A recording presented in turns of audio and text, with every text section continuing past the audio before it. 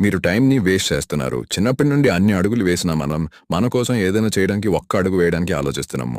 ఒక పెద్ద car seller ఉండేవాడు. ఆయన కంపెనీ మూతపడిపోయి స్టేజ్‌కి దగ్గరలో ఉంది. చేతిలో రెండే దారులు. ఒప్పందం ప్రకారం ఎక్కువ కార్స్ తయారు చేసి అమ్మడం లేదా ఓటమిని అంగీకరించడం.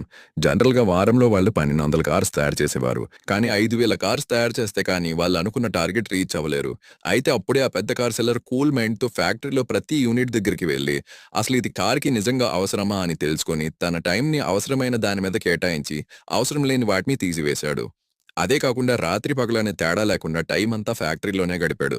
ఆ కార్ సెల్లర్ ఖచ్చితంగా ఓడిపోతాడని కొంతమంది పెద్ద మనుషులు షేర్లు అమ్మేశారు. అయితే అప్పుడు జరిగింది ఒక విధ్వంసం. ఒక వారంలో 7000 కార్లు తయారు చేసి చూపించారు. ఆ పెద్ద కార్ సెల్లర్ ఎవరో కాదు, టెస్లా ఫౌండర్ అయిన ఎలాన్ మస్క్. ఆ స్టాక్స్ అమ్మేసిన వాళ్ళు ఎవరో కాదు, బిల్ గేట్స్, జిమ్ చినోస్ లాంటి వాళ్ళు. టైంని తనకు తగ్గట్టుగా మార్చుకున్నాడు. టైంని దృష్టిలో పెట్టుకుని పరిగెట్టడం మొదలుపెట్టాడు. ఎక్కువ ప్రయారిటీ ఉన్న పని ముగించడం